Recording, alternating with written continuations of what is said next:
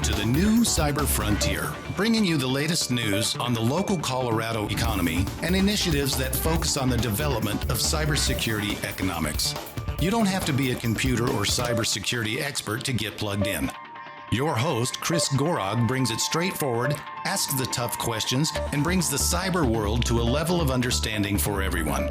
Chris is personable and opens up with our guests on issues we all would like to see addressed.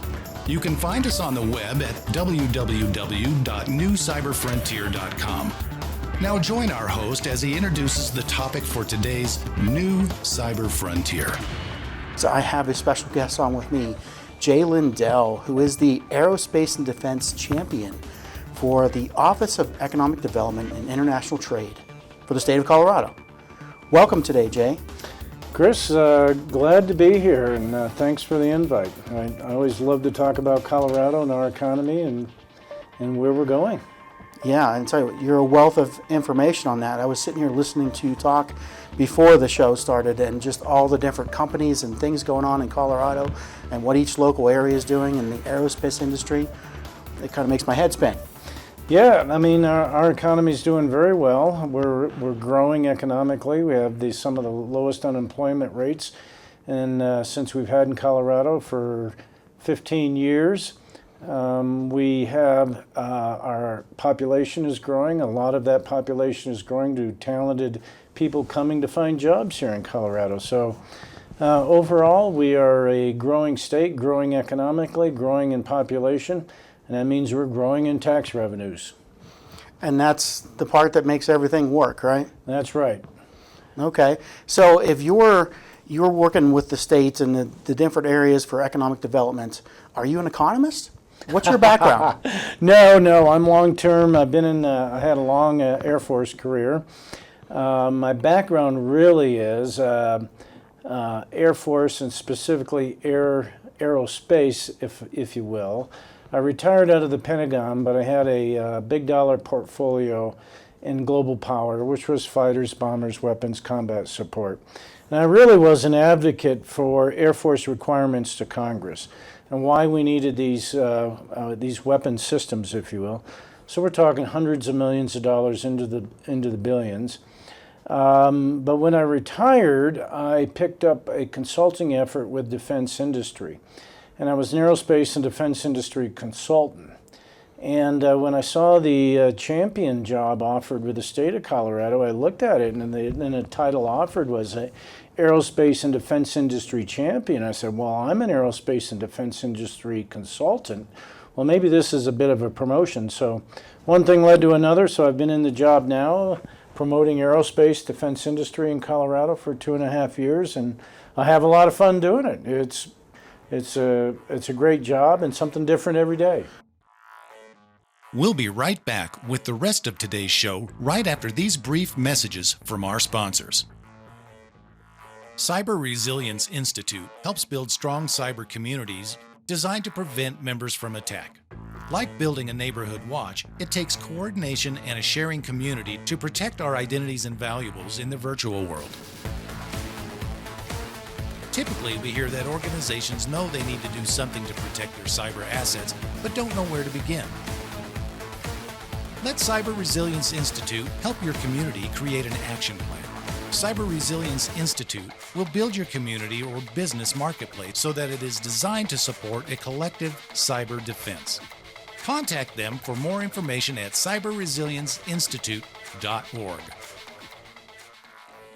I have a lot of fun doing it.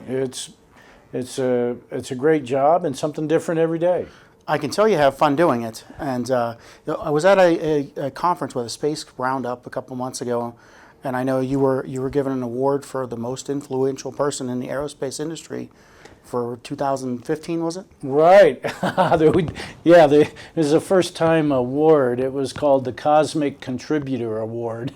So I was really honored to receive the award, and it really is just an overall statewide effort as a catalyst for promoting aerospace business in Colorado. Okay, so we are talking about cyber a lot here now in Colorado, and I know I got introduced to you through some businesses here and economic development projects that we're working on, and so you had been, at least at one point, the early stages, deeply involved with what's going on with the cyber industry, trying to do so for the economic development and bringing that up to pars with the space industry and what you've done there, what's going on there.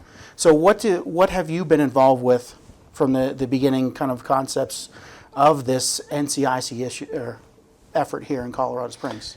Well, yeah, Chris. Well, first of all, cyber and cyberspace, cybersecurity lends itself to the aerospace environment because space is all about information. It's all about information sensing, information transfer, and all that data needs to get to the right person at the right time and secure data, meaning it's not going to the wrong people or it's not compromised, especially on defense-related information systems. Sounds like we need trusted data. Trusted data. And so it's a natural part when we say cyber to be a part of this aerospace environment, aerospace economy, especially right here in Colorado Springs, where we have such a heavy defense presence, a heavy space-based defense presence, and networks and systems that need to be secured. And to be a contractor, especially when most of the systems engineering, technical analysis are contracts to small business, they need to be secured on the net. They need to have secure networks to be able to contract with the federal government, to be able to contract with Air Force Space Command. And so that is a thriving business already here in Colorado Springs with over 80 cybersecurity companies.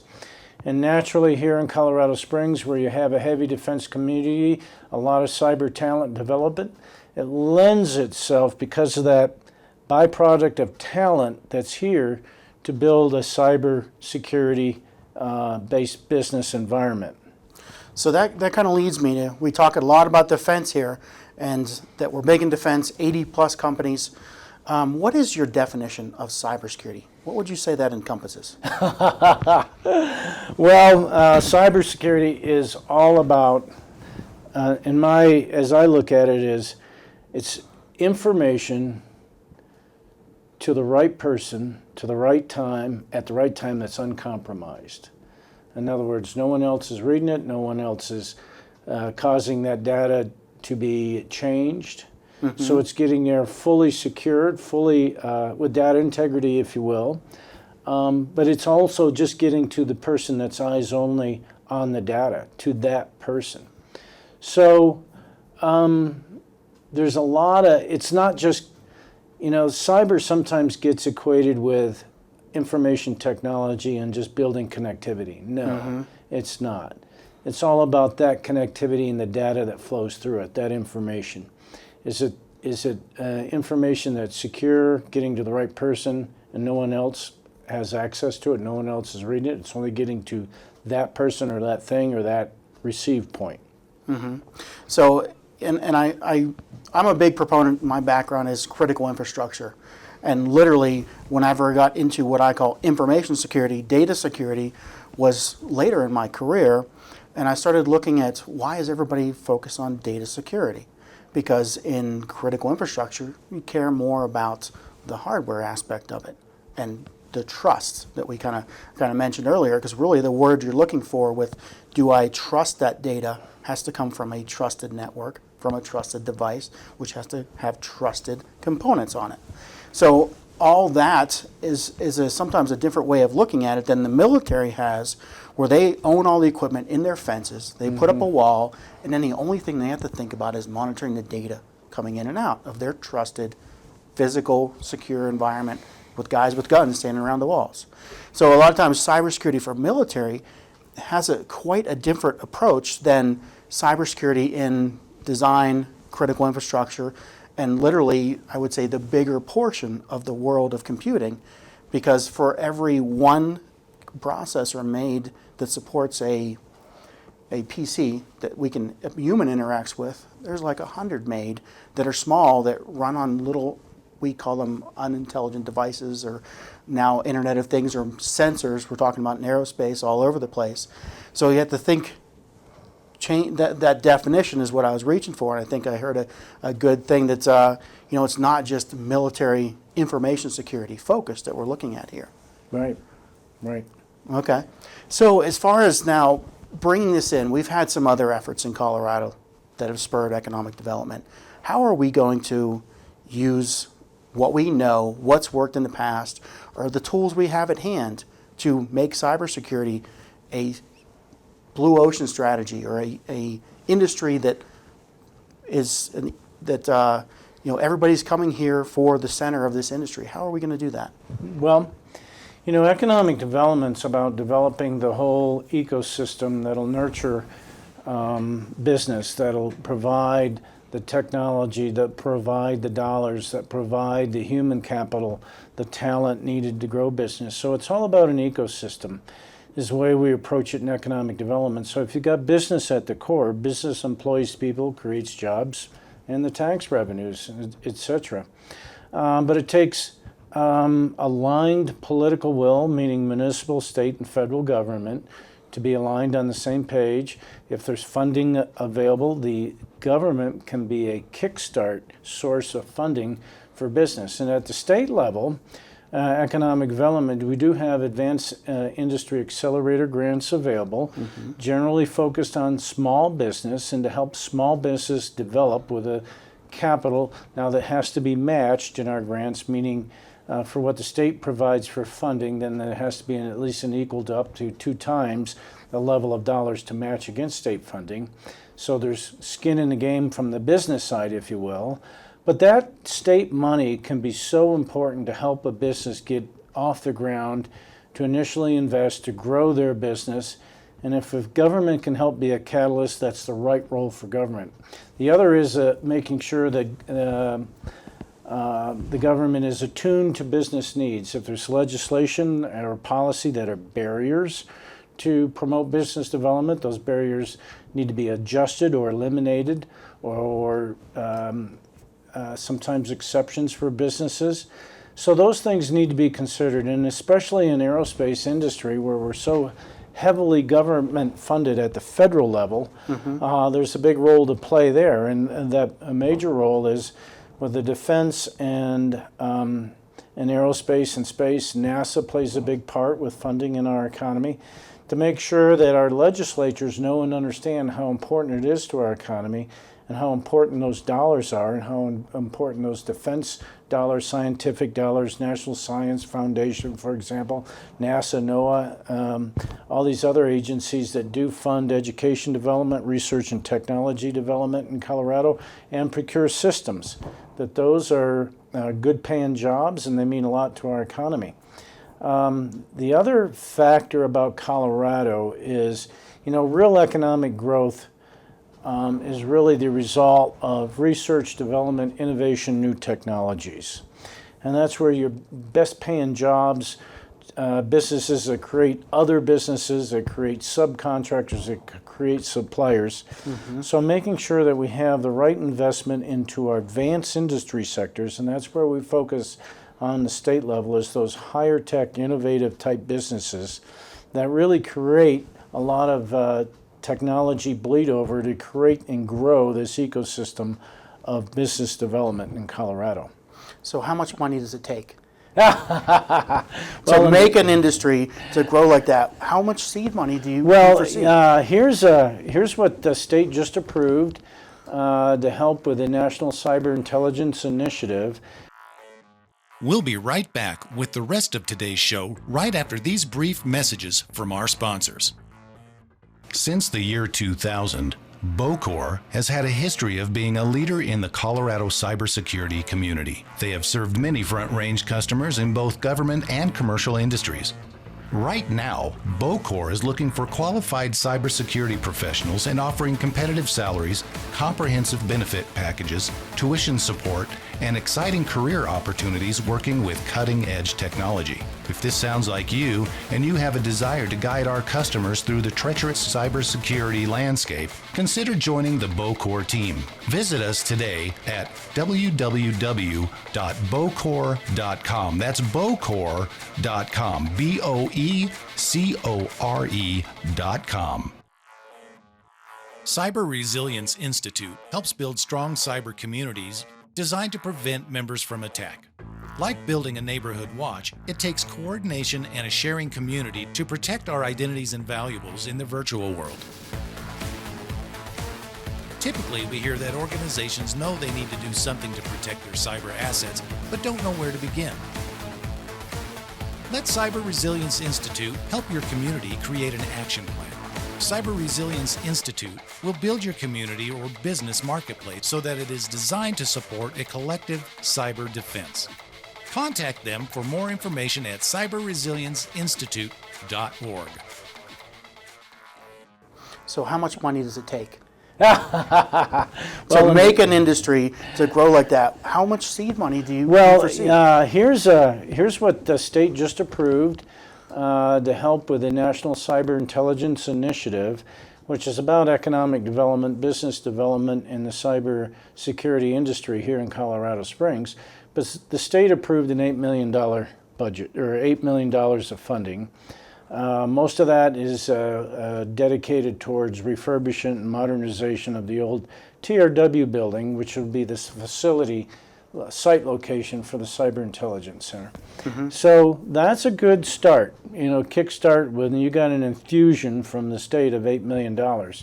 Now, the small business grants that we have that need to be matched from my office in economic development are lower cost dollar amounts. We have $150,000 grants for proof of concept technology development. We have $250,000 grants for second stage development, and we have up to $500,000 grants for infrastructure. Normally looked at workforce development, capital needed to generate and train, educate a workforce that a business needs to get off the ground. So lower dollar amounts, but for small business, that a $250,000 grant means a lot to help them get off the ground. So some people would say $8 million in refurbishing a building doesn't get us very far towards cybersecurity implementations. Well, it's a start. It's a start, but I mean, would that money be best spent on cyber initiatives instead of a real estate venture? Well, it's up for the board that's put together for this whole initiative will decide on this funding available, on where's the best investment, what are the critical pieces to invest, where do we put the money to help get this cyber intelligence center off the ground. But long term, it's not the government that's got to sustain it. Long term, this has got to be private business. Mm-hmm. Private business who invest in the center, who sees an economic return out of their investment into the center, whether it be workforce or other business or so forth, their ability to collaborate, generate collaboration, to develop or generate partnerships. Maybe they see the advantage of the research and development and technology that comes out of a center like this to help their business. So long term, this does have to be private business to sustain it. Mm-hmm. So the initial, though, I mean, it seems like so much more might have been possible to spur those 10, 20 seed businesses around the NCIC and have the money come into the building and facility later. Well, there might be, for the remodernization or the refurbishment of this facility, the facility is already state-owned, so it's state property, actually through the University of Colorado, a Colorado Springs state institution. Mm-hmm. So we're really, and what we could get passed through the legislature was this money appropriated to refurbish a state facility that would become the foundation, the base, and site location. Okay, so how much of this is a state facility, how much of this effort are we looking at is under this state facility and part of UCCS, or are we looking to have 100 companies around it? It'll be a public-private partnership, so welcome to investment, welcome to all these 100 companies. It'd be better if there were 200 companies to eventually invest and be a part of it. But it's got to be, I think, the funding that can be a catalyst at least to what we see here in this economy, especially here in Colorado Springs, is all the potential. It's ripe. You see some coals that are right here that are just hot for development. You see a talent base. Mm-hmm. You see the other businesses. that are already here. What is it the state can do to, if you will, put some fuel on the hot coals and generate this catalyst of economic development that has so much potential right here in Colorado Springs? Yeah. Well, I guess, I mean, you have seen a lot of the aerospace industry and how that has developed here to where Colorado is this center for aerospace. And we're taking a little bit of those lessons learned. What are we using that we've already learned from this effort to pull into? For one thing, it's a long-term development. It's not going to happen overnight. This is a long-term effort. And if the state can provide some initial funding, facility or otherwise, this isn't just a 2 or 3 year effort. This is a decade of development to grow this thriving dynamic ecosystem. And aerospace didn't happen overnight in Colorado. This was post-World War II development into research and development institutions. This was the presence of the University of Colorado in Boulder. This is the Laboratory for Atmospheric and Space Physics, where a lot of initial research was done. And this was business seeing the advantage of talent, the advantage of a academic institution, research and development institution that could help develop their technology needed. And that's how this business cluster really grew over many decades here in Colorado to get to this thriving, dynamic aerospace ecosystem where we are today. Okay, so long haul, we're in for a long haul here. Long haul, okay. So a lot of what's needed, the human resources that need to become part of this effort. And you know, from what I see and talking to a lot of people, we really have a need to engage a demographic of younger people in this area. What kind of things can we do? You know, the millennial and younger generation. Yeah, well, we do have already a tech-savvy workforce here in Colorado. We're one of the most highly educated workforces in the nation right here in Colorado. It tends to be a very tech-savvy, software-oriented economy. And I'll tell you, most of aerospace, or let's say a good share of aerospace in Colorado, is all about software. It's all about satellite control, ground control systems, simulation validation systems, the telecommunications, electronics part of it. It's all about that software. It needs to integrate these highly complex components into one system that is a robotic system that orbits the Earth. That's all a satellite is, and it's all controlled by software. And so we have within the aerospace industry a lot of talent already here with software, and already because of the highly dependent defense nature and the need for cyber already developed here to support the human capital for this ecosystem. Mm-hmm. And you know, we still attract those people coming to Colorado that look at jobs, that look at tech-savvy jobs. How much of that, though, is ex-military people? I mean, it seems like it's very heavily weighted in that area, especially in the aerospace. There's a lot here that are ex-military in Colorado Springs, but in my viewpoint of statewide, especially where, you know, the innovation hub in Colorado is the Boulder Corridor, if you will. Mm-hmm. It's not necessarily, although there's a defense presence, it's not a heavy defense presence necessarily in that northwest sector of Denver, where it's very tech-savvy. Mm-hmm. And heavy software with multiple software businesses expanding operations. It seems like, and would you say maybe, to me it seems like we need a little steering from, you know, solid military defense focus toward more of a, you know, private sector, critical infrastructure. Do you see any way that the state or economic development can mold that, push it? We talked before our talk here about in Pueblo, the Riverwalk, and you know, things that are infrastructure made for the city. I've heard people say maybe we should put a free Wi-Fi citywide for Colorado Springs to engage and bring in that younger dynamic generation. What are your thoughts? Well, I do think you're right on in saying that you got a very heavy defense-oriented economy that how do we transition it to a more private sector economy that grows through innovative practices in the commercial sector here and builds business through innovation and technology development? And that is a that's a tough issue when you're so heavily dependent on defense and defense industry here, to transition to commercial culture, private culture, industry, and to build that right ecosystem to develop private business.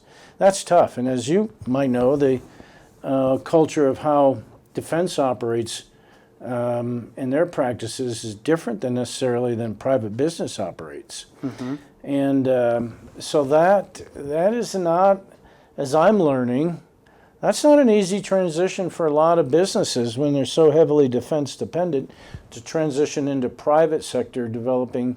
Is there anything the state's doing to maybe push this, or has thoughts in the direction of? Well, the state does have, and this is federal grant money through the Office of Economic Adjustment. These are federal dollars for economies that are so heavily defense dependent to help them adjust to more private and commercial business.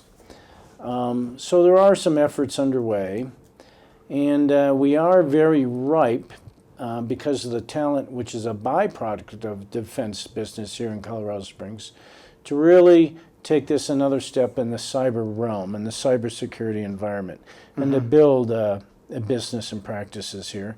And I see all the elements in this community. Again, I go back to talk about this community, that you do have a hungry community to develop private business here in Colorado Springs. So this is where I think, when back to your question on this National Cyber Intelligence Center initiative, it has all the potential to really to bring things together here. But it's people got to realize it's not going to happen overnight. We got to be in it for the long haul. And this is multi-year effort to really develop this ecosystem. Yeah. So when one of the things that also seems to be needed is kind of a venture capital, an investment community that, maybe some say we have a little bit of it here, but definitely not like Silicon Valley. And if we want to have that kind of startup, mentality, what is there anything that the state looks at for trying to entice that to develop? Well, one is to market our business climate. And the business climate, like I mentioned, one is the political support that's aligned, both municipal, state, and federal. It's the trade associations that market the talent, the business base, the corporate tax rates, the labor rates, utility rates, which are all important. And I'll tell you, just getting the story out to the general public, talking about how important this is to our economy and why it's important, and what we can do to help grow our economy. And we're working with our university institutions that really train and develop the workforce for tomorrow, both at a degreed engineering level, and probably more important in cybersecurity is the apprenticeship level, the cyber certificate individual that's got some hands-on experience. And how do we work with our community college to better meet the needs of business through workforce development programs at community college level? So it sounds like that maybe we're looking for ideas, people to come in with. We sure are. These two type of topics on how do we, because that's the ultimate goal, is how do we engage the generations in the working generations, and how do we bring in the funding to match this kind of three-way, the need of growing an ecosystem. And there are models to look at across the country, and how have other sectors and other regions, how have they approached this, and how might we learn from them to develop? Is there one in particular that you could say you're modeling? Everybody talks Silicon Valley. I don't like to be compared to Silicon Valley and that environment. I like the North Carolina Triangle. I think is a better comparison of bringing together the research and development through the university system with a hungry workforce, with a heavy state and involvement into developing workforce and bringing business and the marketing efforts, working with trade associations. I like the kind of model that's going on there in that environment, to how you really bring it together to be a catalyst for business development. And it seemed like, I know we were talking before this session about some of the companies that are already here, and just billions of dollars worth of facilities and capability and integrating them into this new direction. What do you say about what can be done there? Well, I'd say let's market it. Let's market it. That's why we're here. Let's tell the potential, tell the story, tell them what's available here in Colorado, and oh, by the way, a beautiful place to live. Oh, yes. And those mountains still do sell. Those mountains are attractive, especially to this millennial generation that tends to be outdoorsy and tends to look at coming to Colorado as a great place to live. And oh, by the way, you can get a great job while you're here. Mm-hmm. Okay. So, in closing here, anything that you want to either release, get out, ask for help with? Colorado's a great business environment. We have some of the lowest corporate tax rate in the nation. We have a large talent pool that's hungry for work. We are very innovative and tech-oriented social demographic, if you will. We have great universities supporting business. So bottom line message, come to Colorado, help us build Colorado. We're one of the fastest growing states as far as an economy in the nation. And welcome any business to come here, and let's do it. And you definitely can't beat it, and I'll vouch for that. Well, thank you, Chris. Thank you, Jay, for coming today, and definitely a wealth of information, and we're glad to have you on. Glad to be a part of your podcast. Thank you. All right. Have a great day. Yep.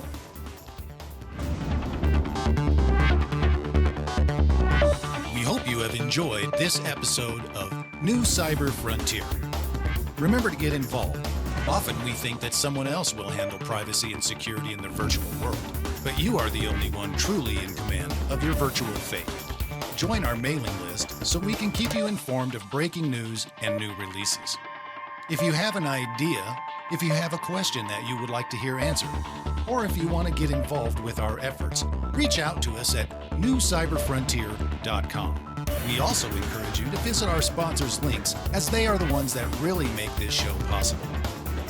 I want to thank each of you for supporting the show, and we look forward to seeing you back for the next episode of New Cyber Frontier.